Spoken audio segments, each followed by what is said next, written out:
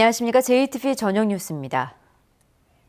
중국에서 일어난 공무원 버스 추락 사고 유가족들이 중국의 사고 현장으로 떠나고 있습니다.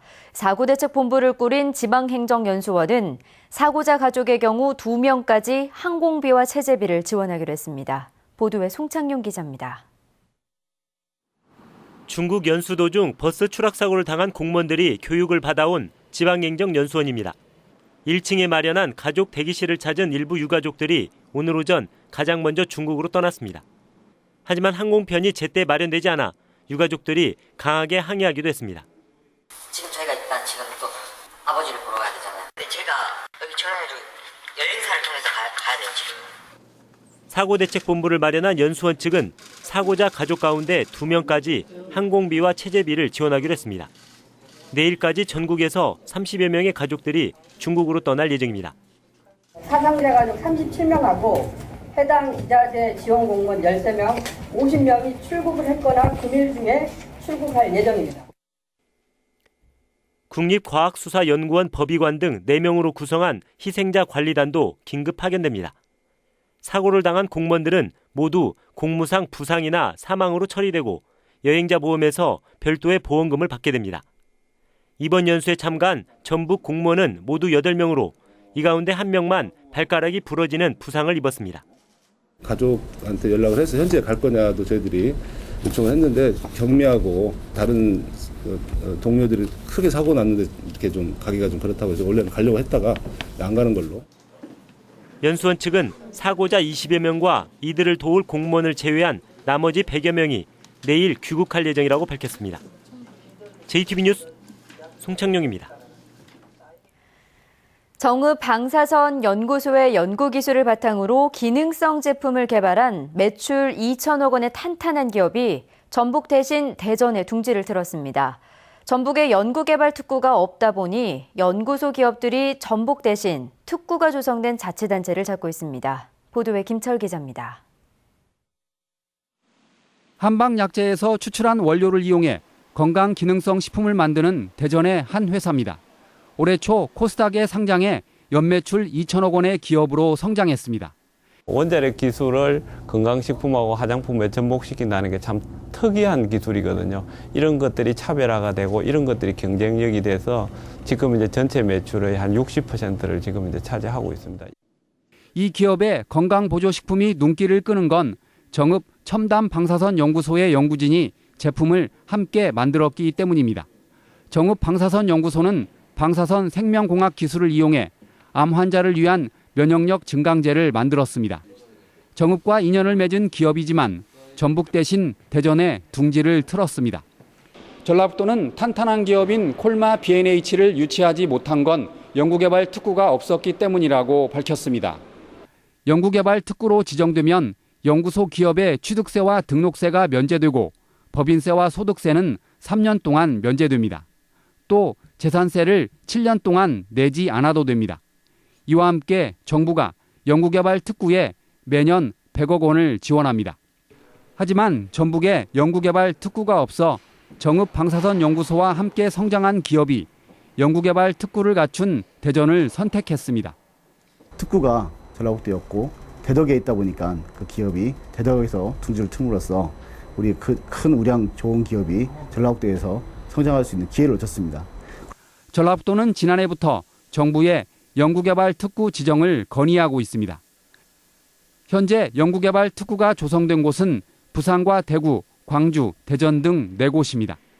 유망한 중소기업을 빼앗기지 않으려면 전북에 연구개발 특구 조성이 시급합니다. JTBC 뉴스 김철우입니다. 전주 종합경기장 개발 사업이 전주시와 전라북도의 입장 차이로 속도를 내지 못하고 있습니다. 컨벤션 센터 건립을 위해 확보한 국가 예산을 반납할 위기를 맞은 전주시는 진퇴양난에 빠졌습니다. 권대성 기자입니다. 전라북도는 종합경기장 개발이 전주시와 갈등을 빚고 있는 사업이 아니라고 설명합니다. 쇼핑몰을 지으려는 민간 사업자를 낀 기존 계획대로 하든지 새로운 개발 계획을 절차에 맞게 세워 추진할지 전주시가 선택할 문제라는 겁니다. 도시계획위원회에 통과해서 그 채용용지를 상업용지로 땅을 용도까지 바꿨습니다. 이걸 뒤집으시오, 가시오 이렇게 할 수가 없는 입장에 있다는 거. 전주시는 쇼핑몰이 들어서는 개발은 하지 않겠다는 뜻을 고수하고 있습니다. 대신 컨벤션 센터에 이어 대체 경기장도 예산으로 짓는 쪽으로 개발 계획을 바꾸겠다며 전주시의회 동의 등 관련 절차를 서둘러 밟기로 했습니다. 하지만 오는 7일부터 임시회를 여는 시의회에 개발 계획 수정안을 내지 않았습니다. 전라북도의 협조를 최대한 얻으면서 컨벤션 센터 건립에 지원되는 국가예산 반납 위기를 막는 대안이 마땅치 않아 이러지도 저러지도 못하는 모양새입니다. 우리 도시가 어떤 도시로 가야 되는 굉장히 중요한 백년대계로 보고 있습니다. 그래서 아직 송하진 도지사와 김승수 전주시장은 지난달 26일 비공개로 만났습니다. 김승수 시장의 요청으로 이뤄진 것으로 이렇다 할 성과는 없었던 것으로 전해졌습니다. 전주시는 이달 중순쯤 최종 개발 계획을 내놓을 예정입니다. JTB 뉴스 권대성입니다.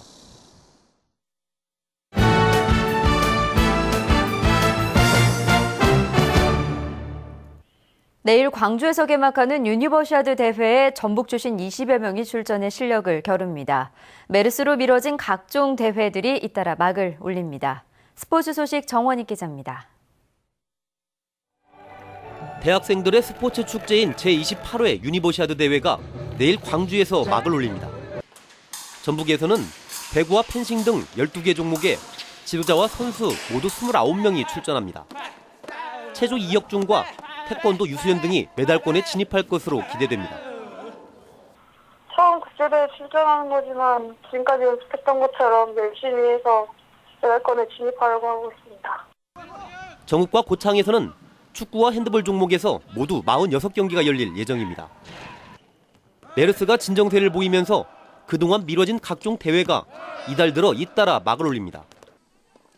내일 순창에서 전국 주니어 테니스 선수권 대회를 시작으로 전국체전 태권도 선발대회 등 10여 개 대회가 줄줄이 열립니다.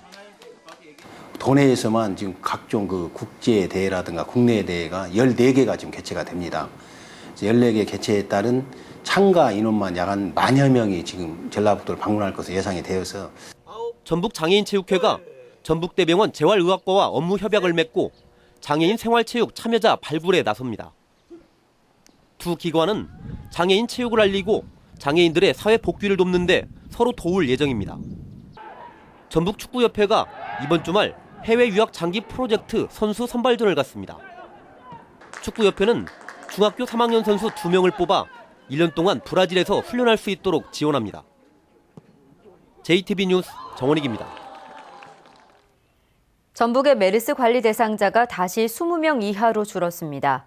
전북의 메르스 관리 대상자는 격리 9명, 능동감시 10명 등 19명으로 하루 전과 비교해 2명 줄었습니다. 전라북도는 메르스가 진정세를 보임에 따라 음압형상 설치비 등 메르스 관련 국가 예산 확보를 추진하기로 했습니다.